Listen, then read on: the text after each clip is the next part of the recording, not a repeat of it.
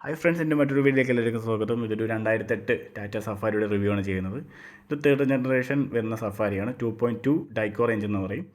ആദ്യം ഒരു 2 ലിറ്റർ ആയിരുന്നു, പിന്നെ ഒരു 3 ലിറ്റർ ഡൈക്കോർ ആയിരുന്നു, പിന്നെ അതിന് ശേഷം 2.2 ലിറ്റർ ഡൈക്കോർ ആയിരുന്നു. ഈ 3 സഫാരിനെ വെച്ച് നോക്കുമ്പോൾ ഈ ഒരു സഫാരിയാണ് കുറച്ചും കൂടി പവറുള്ള സഫാരി. അതേപോലെ എല്ലാവരും 2.2 ഡൈക്കോർ എടുക്കാൻ ശ്രദ്ധിക്കുക. സഫാരി എടുക്കുകയാണെങ്കിൽ ലോ ബഡ്ജറ്റിൽ ഒരു വണ്ടി SUV നോക്കുകയാണെങ്കിൽ 2.2 ഡൈക്കോർ എടുക്കാൻ ശ്രദ്ധിക്കുക. പിന്നെ ഈ വണ്ടിയെ കുറിച്ച് മെയിൻ്റനൻസ് കുറിച്ച് പറയുകയാണെങ്കിൽ അത്യാവശ്യം മെയിൻ്റനൻസ് വരുന്ന വണ്ടി തന്നെയാണ്. ജസ്റ്റ് ഒരു ഓയിൽ ചേഞ്ചിന് മാത്രം നമുക്കൊരു 4,000 ചിലവാകും.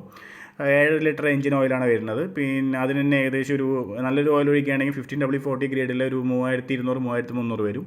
പിന്നെ ഒരു ഓയിൽ ചേഞ്ചിന് പിന്നെ ഓയിൽ ഫിൽറ്റർ നമ്മൾ മസ്റ്റ് ചെയ്യാൻ മാറാണ്ടാണ്. അതിനൊരു 400 500 അതും വരും.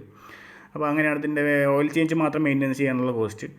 പിന്നെ ഈ വണ്ടി കാണുന്ന വണ്ടി ജസ്റ്റ് അലോയ്സ് മാത്രം ചേഞ്ച് ചെയ്തിട്ടുണ്ട്. ഒരു 16 ഇഞ്ചിൻ്റെ അലോയ്സാണ് ചെയ്തിരിക്കുന്നത്. 7.5J, അതായത് 7.5 വീതി വരുന്ന അലോയ്സാണ് ചെയ്തിരിക്കുന്നത് 16 ഇഞ്ചിൻ്റെ.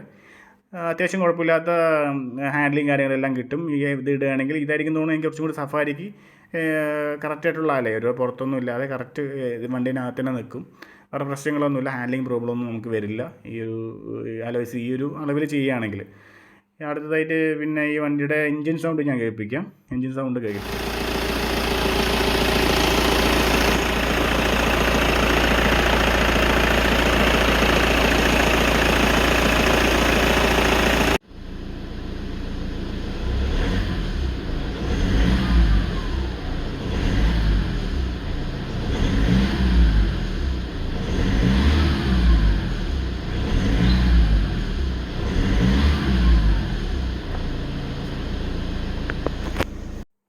ഒരു 74 കിലോമീറ്റർ ഓടിയ വണ്ടിയുടെ സൗണ്ടാണ് കേട്ടത്.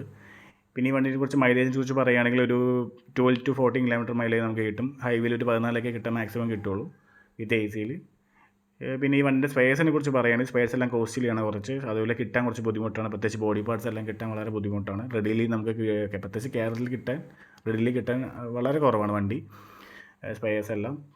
പിന്നെ ബാക്ക് സീറ്റ് വളരെ ചെറിയൊരു 2 ബാക്ക് സീറ്റാണ് വരുന്നത്. അപ്പോൾ ആ കാര്യം ശ്രദ്ധിക്കുക. 7 സീറ്ററായിട്ട് ഉപയോഗിക്കാൻ കംഫർട്ടില്ലാത്ത വണ്ടിയാണ്. 5 സീറ്ററായിട്ട് ഉപയോഗിക്കാനാണ് ടാറ്റ സഫാരി കുറച്ചും കൂടെ നല്ലത്.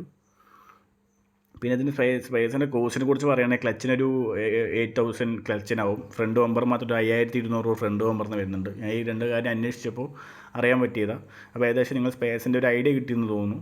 അപ്പോൾ ഇത്രത്തോളമാണ് ഈ വണ്ടീനെ കുറിച്ച് കൂടുതലായിട്ട് പറയാനുള്ളത്. വീഡിയോ കണ്ടതിൽ നന്ദി.